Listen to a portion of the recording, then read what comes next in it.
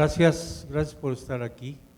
Me da mucho gusto que ya nos estamos acercando a la 10ª edición de estas semanas y cada vez son más ricas, más interesantes, con mayor participación, y esto es realmente espléndido. No es una actividad como de show lo que estamos haciendo. El propósito de esto es que sean foros de educación, de información, a diferentes temas, a toda la sociedad de manera pues lo más llana posible, lo más sencilla posible, pero también lo más honesta y lo más seria posible, para que la gente al final de esto pues pueda salir con algunos elementos nuevos que le ayudan a entender mejor las diferentes partes que han sido tocadas a lo largo de este periodo. Yo traje una presentación que está ahí y que realmente toca una parte nada más. Es enorme, es verdaderamente muy intrincado este campo de la agricultura, la salud y pues los elementos con los que se pueden hacer las cosas, que es diversidad biológica. Sin diversidad biológica no hay agricultura, sin agricultura no hay alimentos, sin alimentos no hay salud. Bueno, ahí tenemos realmente una integración muy compleja, pero también muy rica, y particularmente rica en un país como el nuestro, ¿no? Si estuviéramos en la Laponia, o en algún lugar de estos perdido en el norte del hemisferio norte, a lo mejor esto no sería tan relevante, pero estamos en un país de una enorme diversidad cultural, producto de una enorme diversidad biológica, que resulta en una riqueza verdaderamente grande a la que no le hemos dado valor a lo largo de los siglos. Y ya llevamos 500 años de esto y hay que cambiarlo porque tenemos todos los elementos para ello. Yo voy a tocar nada más qué es lo que podemos hacer en relación a la diversidad biológica que puede contribuir a esta cuestión de una soberanía alimentaria, más que una seguridad alimentaria, y coincide mucho con lo que el doctor Robles comentaba ahora, no nada más de producir suficientes cantidades de algo, sino producirlo soberanamente, es decir, con total claridad e independencia de decisión de qué sembramos, dónde lo sembramos, cómo lo sembramos, de dónde traemos las semillas, etcétera, y sin dependencia de pues la industria que produce semillas. Nada más para que se den una idea, 6 o 7 compañías del mundo, creo que 6, porque una de ellas ya se compró por otra más grande, controlan 70% de los granos que se usan, de las semillas que se usan para sembrar en el mundo. ¿Qué tal? No es el escenario en el que quisiéramos caer, aunque en parte ha ocurrido, porque tenemos todas las posibilidades de hacerlo de manera diferente.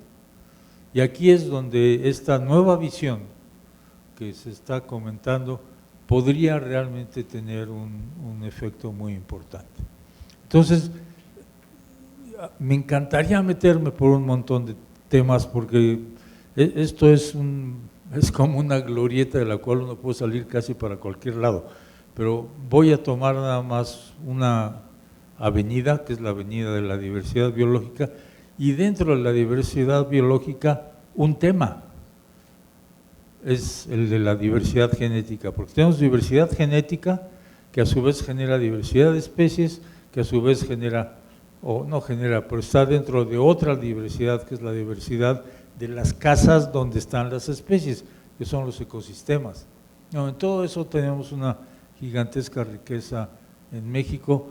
Yo voy a centrarme más en esa parte, la más chiquita, podría uno decir, o la menos visible o la menos conocida, que es la diversidad genética, es decir, cómo se diferencian los organismos de una especie unos de otros. ¿Cómo nos diferenciamos todos los que estamos aquí sentados? Por diferencias genéticas. Pues si todos fuéramos idénticos, obviamente seríamos clones y todos seríamos iguales. Bueno, no es el caso.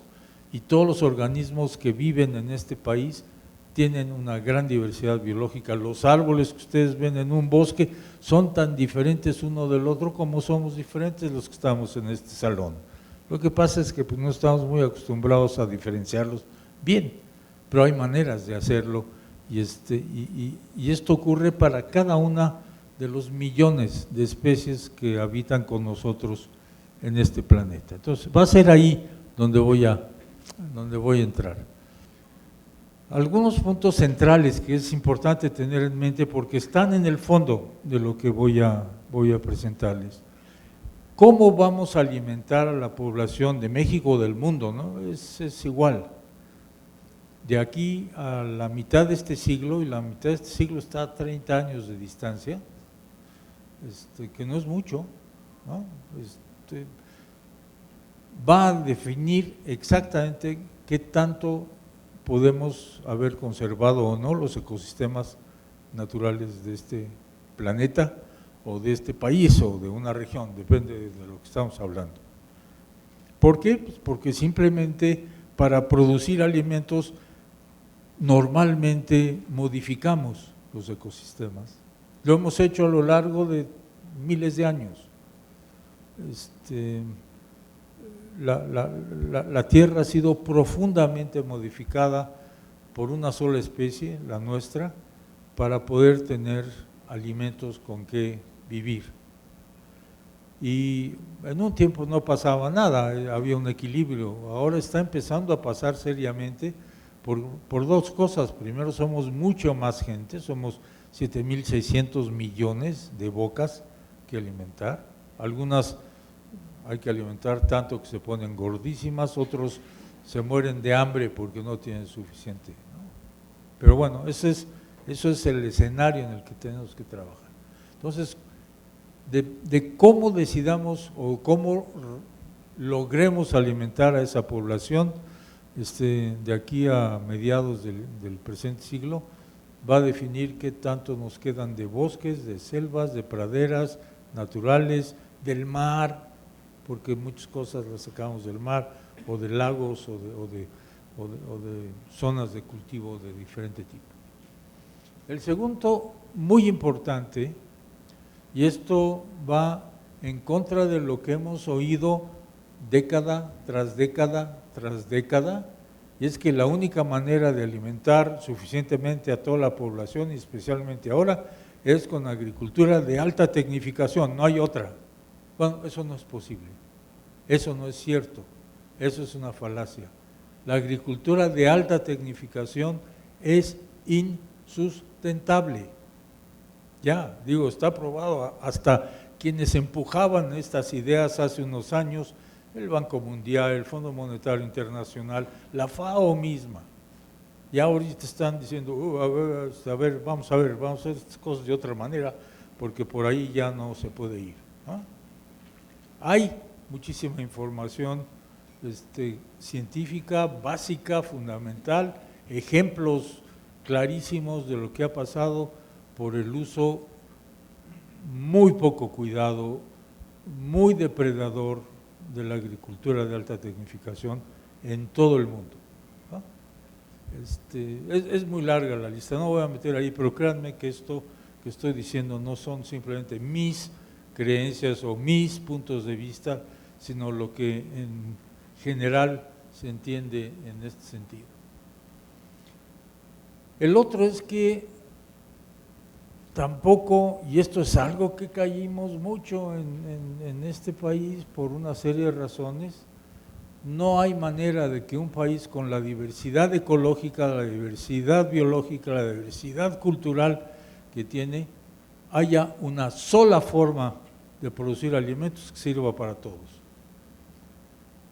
¿Por qué es esto? Bueno, pues tiene muchas razones. Otra vez, la presión de la agricultura industrializada. La otra es que muchos de nuestros agrónomos se han ido a formar en lugares donde la diversidad ecológica y biológica es muy baja, son zonas de muy alta productividad por el tipo de suelos que han tenido, por ejemplo, el centro de los Estados Unidos, Iowa, Kansas y demás, que son enormes planicies de suelos que fueron glaciados y que por lo tanto se producen suelos muy profundos, ricos, etcétera. Y ahí se aprende un tipo de agricultura que es muy buena para ese lugar, pero que no necesariamente funciona para otros lugares tan diversos, tan complejos como México. Esa es una de las razones, hay otras más metidas en esto. Pero lo que se perdió fue el concepto de que en México requerimos para casi cada lugar de este país una agricultura adaptada a las condiciones ambientales que son diferentes del lugar que está un poco junto y del otro, justamente por ese elemento que le da a nuestro país la enorme diversidad biológica, que es una gran diversidad ecológica, por los diferentes suelos, la diferente topografía, los climas distintos, etcétera. Entonces, tampoco es que haya que tener un número infinito de formas de producción agrícola, pero sí uno mucho mayor que una simple forma de hacer lo que es la agricultura industrializada y de alta tecnificación. Esto que se daba, y se daba en México hasta, yo diría, no sé, los 40 o los 30 del siglo pasado, y que funcionaba básicamente de esa manera, de repente empezó a modificarse muy seriamente a mediados del siglo pasado. El otro punto clave es que todos los cultivos, con todos los organismos, todas las especies, tienen una gran diversidad genética. Y esa diversidad genética es lo que les permite estar adaptadas a diferentes condiciones de suelo, de régimen climático, de temperaturas, de un montón de estas cosas. Y esa diversidad genética ha sido el producto del proceso de domesticación.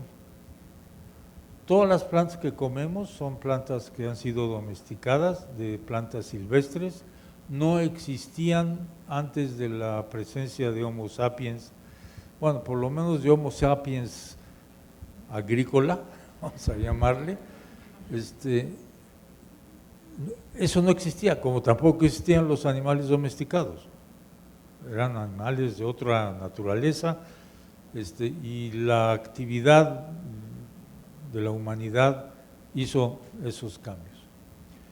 Y esto lleva ya pues una buena cantidad de tiempo. El caso, por ejemplo, algunos cultivos tienen 7, 8 mil años de haberse estado domesticando, el maíz alrededor de 6, 7 mil, por ahí va, la calabaza probablemente un poco más de tiempo, etcétera. Son miles de años en que diversos grupos étnicos han estado haciendo experimentos, tratando, viendo, seleccionando, volviendo a sembrar, y básicamente quienes han estado detrás de ello, y no puedo dejar de decirlo, han sido mujeres, porque eran las que se dedicaban a la recolección de los materiales, mientras que se supone que los hombres iban a cazar con Z, bichos, y a veces lo podían hacer y a veces no lo podían hacer y demás. Pero quienes estaban todos los días buscando su territorio, buscando nuevas cosas, buscando alimentos, eran mujeres. Y ellas fueron las primeras que empezaron a seleccionar materiales. Se daban cuenta que un granito que le llamamos ahora semilla, si lo ponían en tierra, generaba la planta de la cual habían venido, y empezar, pero esto que parece muy tonto, no es tonto para nada, requiere de una observación y de un cuidado que hace 7,000, 8,000 años, pues no era tan fácil de concebir. Bueno, ese trabajo que se ha llevado por miles de años, y se comunicaba oralmente de una mujer a sus hijos o a los miembros de la comunidad o lo que sea, fue realmente creciendo y haciéndose parte de la cultura de cada uno de los grupos étnicos diferentes de diferentes partes del mundo y en el caso nuestro, pues de nuestras diferentes etnias. La cuestión es que todos estos cultivos vienen de parientes silvestres. El caso muy conocido o más conocido de todos pues es el teosinte con el maíz. El teosinte sigue existiendo silvestre en muchos lugares y se cruza con los maíces en algunas regiones. Y fue, y no sé si han visto teosintes, pero la mazorca del teosinte no es mucho más gruesa que este dedo, probablemente un poco más larga. Y ahí hay semillas, y se pueden imaginar el tamaño de las semillas que pueden haber sido esto. Bueno, a partir de esto tenemos ahora, ¿cuántas razas de maíz nativo creen que se cultivan hoy en México? ¿Cuánto? No, pero eso es trampa, porque vieron los datos en CONAVI. Sí, es correcto, por ahí está. Pero a veces pregunto y la gente dice, bueno, yo conozco como 4, otros, no, yo conozco 7, 60. Hoy se cultivan. ¿Por qué no conocen a las restantes casi 50 que andan por ahí? Porque no están en el mercado, porque no se mueven ahí, porque se mueven en ciertos grupos que valoran estas semillas y que las mantienen y que trabajan y que sudan para sembrar, para limpiar los campos, para luego cosecharlas, para luego tenerlas, y eso no lo hacen. No están unidos en ninguna federación de amantes de las razas nativas de México, lo hacen porque les gusta y porque lo valoran y les cuesta trabajo. Si no es una cosa gratis que están sacando. 60 razas nativas de maíz y no sé cuántas de frijol y no sé cuántas de jitomates originales y no sé cuántas de chiles y todo esto. Yo uso el maíz porque pues, es algo que conocemos, o por lo menos yo conozco un poco más, pero es lo mismo con todos los demás cultivos originarios de México. Y estas dos diversidades genéticas son verdaderamente valiosas, porque es el baúl de diversidad genética, de adaptabilidad a los ambientes que tenemos en México. Y son nuestros, están aquí, son de este país, no se los debemos comprar a nadie. Y son los que realmente tenemos que conocer de mejor manera. Y eso significa que lo que tenemos que hacer es mantener el proceso por el cual a estas alturas, después de 6,000 o 7,000 años, tenemos 60 razas nativas de maíz. ¿Por qué? Porque hubo gente que lo ha mantenido y esa gente que lo ha mantenido está viva y trabaja en el campo, es parte de esos grupos rurales de los que nos habla el doctor Robles. Y alguien les ha valorado esto y les ha dicho, oigan, gracias por lo que han hecho, no ellos por miles de años, pero sí sus antepasados, y ellos son los representantes después de miles de años de esto. Para nada. Y no es nada más eso en México, déjenme decirles, esto es prácticamente la misma historia casi en cualquier otro centro de domesticación parecido a México. Porque a veces cuando hablo de esto, algunas gente dice, bueno, pero si tenemos bancos de germoplasma, que ahí están las semillas, de ahí las podemos sacar. Oh, sí, es bueno, es muy importante tener bancos de germoplasma. Pero los bancos de germoplasma, ¿qué tienen? Un cuadrito de la película que es todo este proceso de evolución bajo domesticación que tiene 7,000 años, 8,000, 5,000, depende de quién estamos hablando, y que está siendo mantenida por los diferentes grupos étnicos en diferentes partes del mundo. Es un cuadrito de la película, tomado en un momento. Bueno, puede ser interesante para ciertas cosas, pero no dice nada de la diversidad, de los mecanismos por los cuales esas especies han ido mutando, han ido cambiando y se han ido transformando en lo que estamos usando ahorita. Por eso es esencial realmente el mantener este proceso que llamamos in situ, en lugar del proceso de evolución, de diferenciación bajo domesticación que estos grupos mantienen y que nadie los pela. ¿Sí? Esto es lo peor de todo. Yo espero que en esta nueva visión de la población rural, de los campesinos, esto empiece a valorarse y a decirles, oigan, gracias lo que han hecho, vamos a ayudarlos de diferentes maneras, ¿no? Y hacerlos que mantengan esto y que por ese mantenimiento tengan un beneficio que además empieza a ser mucho más atractivo el poder seguir haciendo eso mismo en el campo y no que se vaya extinguiendo. Yo creo que esto es algo que ojalá y sea parte de esta visión nueva que se está teniendo, que a mí me anima muchísimo cuando la oigo, de movimiento hacia otro lado, de la forma de desarrollo de las políticas agrícolas en este país. La siguiente, esto es bueno, simplemente es muy rápido, la diversidad ecológica, de topografía y demás de México es verdaderamente altísima, es quizá uno de los 2 países más diversos junto con China, pero este país, nosotros somos 5 veces más chicos que China, y en ese lugar más chiquito tenemos una diversidad casi tan grande como la que tienen en China. La siguiente. Y esto que ven allí es una parte nada más, cada punto de esos es una o muchas colectas de parientes silvestres, nada más de unos cuantos cultivos que están localizados en México. Esto es la información que hay en nuestra base de datos, el SNIP en México, y bueno, lo que pueden ver es que está de punta a punta, están por todos lados, y esto los conocemos muy poco. Tenemos que entender cuáles son, cómo están, cómo varía esa diversidad genética de un lado al otro en el territorio mexicano, de tal manera que podamos entender esa diversidad y esa variabilidad genética para poder utilizarla adecuadamente.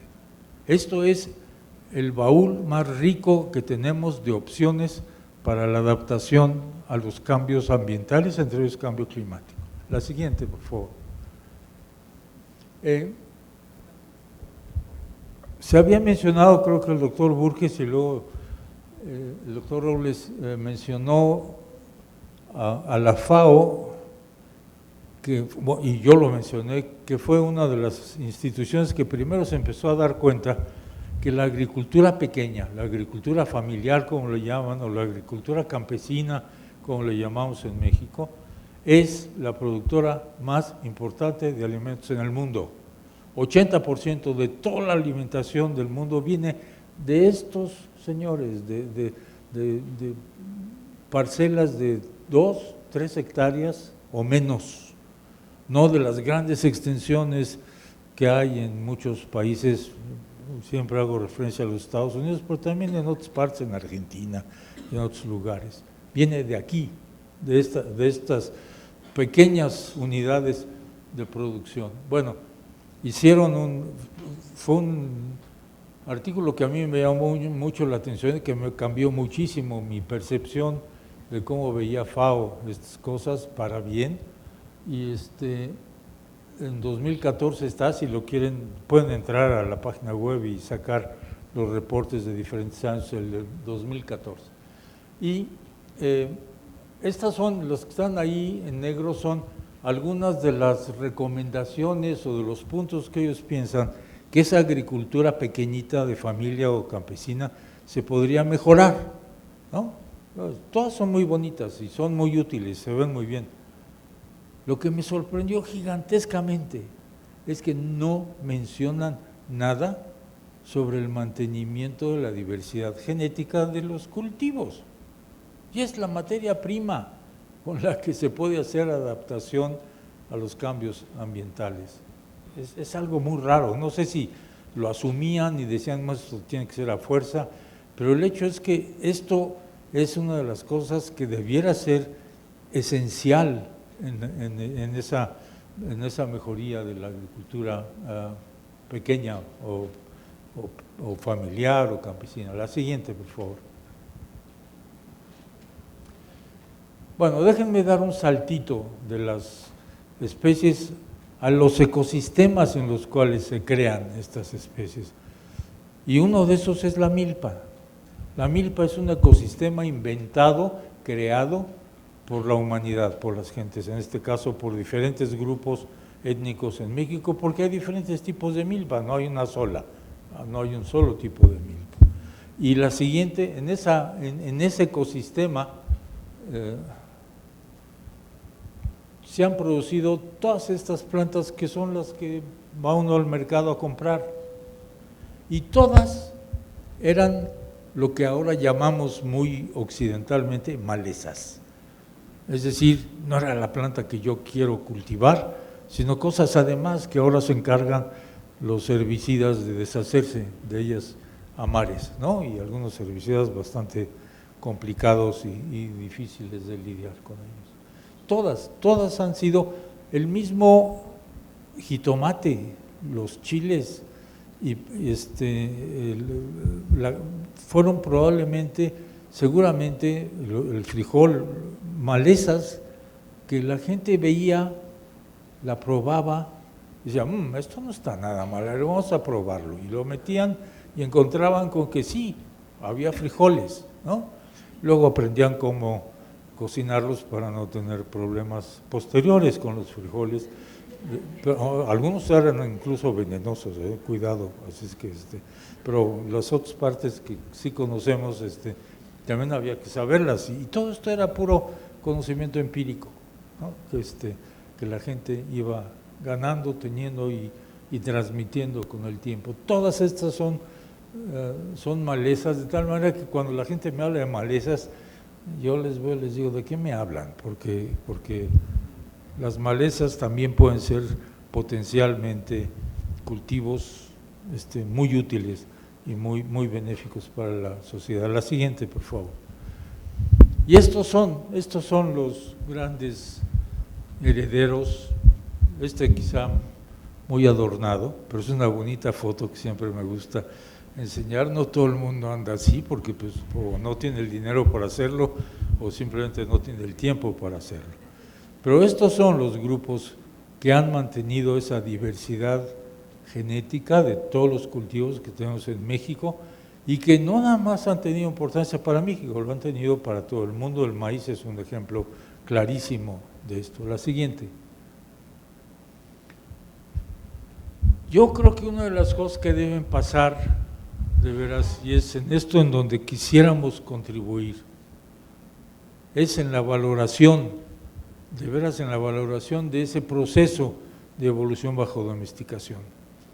Valorarlo quiere decir reconocerlo, entender su importancia, pero también darle los recursos a la gente que lo está haciendo para que lo siga haciendo, para que lo mantenga y además para que también lo pueda hacer cada vez mejor. Esto es uno de los puntos muy importantes. Pero no es el caso. Hasta ahora esta diversidad genética de los cultivos y de los parentes silvestres no ha tenido una valoración en los sistemas económicos dominantes en el mundo, ¿no? Porque lo que importa es cuántos kilos puedo vender de algo y no me importa si es muy variable, no es muy variable, de dónde vino. Lo que quiero es tener un commodity, como le llaman, para venderlo en el mercado. Eso yo creo que tenemos que cambiarlo. Y tenemos que recordar la importancia que esa diversidad de los parentes silvestres, esa diversidad genética tiene. Probablemente ustedes han conocido, han visto películas, porque esto ha sido motivo de libros y de películas, que fue un evento real de la humanidad en fines del siglo XIX, mediados fines del siglo XIX.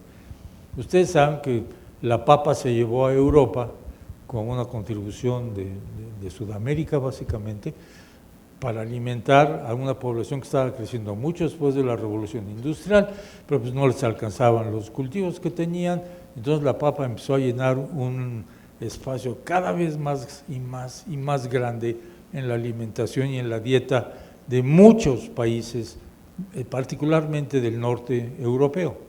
El Mediterráneo no necesitaba mucha papa, pero todos los demás arriba sí.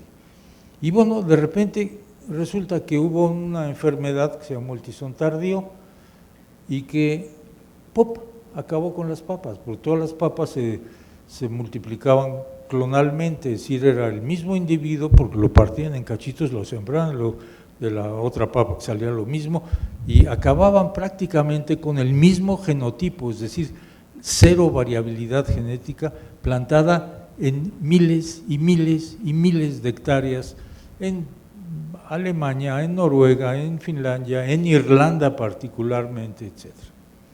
¿Y qué pasó? Pues que llegó un hongo, su nombre es Phytophthora, y barrió con las papas y barrió con millones de vidas que se murieron de hambre.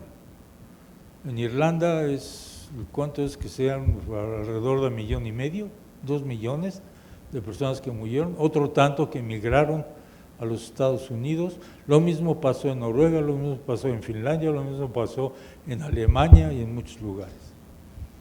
Y bueno, lo que hicieron fue salir corriendo a Perú para buscar papas resistentes al tizón tardío, y no encontraban, porque todas eran susceptibles al tizón tardío.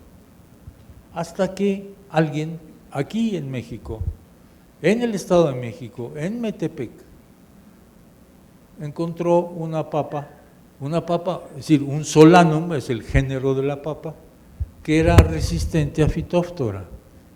¿Y cuál era la razón? Pues que esa zona y México era el centro de diversificación más grande del hongo, no de Solanum, del hongo. Y inmediatamente se tomó, Solanum domosum se llevó y acabó con el problema. Se volvió a producir papa y la gente empezó a comer otra vez papa y tenían suficiente alimentación. ¿Qué valor tiene el haber conocido eso? México debería cobrar regalías gigantescas por eso, ¿no? No se trata de eso. A lo que voy es el valor del conocimiento de esto para la humanidad o para una población o para un país.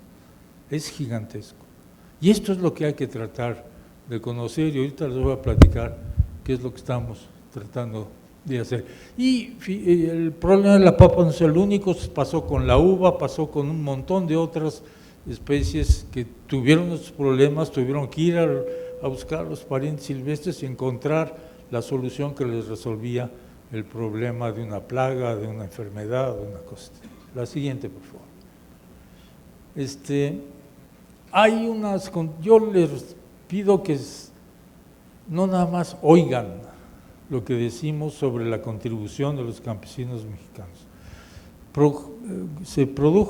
Publicamos un trabajo, primero en la Royal Society y después está en el número de hace 3 meses de este país, de la revista de este país, traducido y cambiado un poquito para no hacerlo tan técnico, que habla de la contribución de los campesinos temporaleros de maíz a la producción de maíz en México.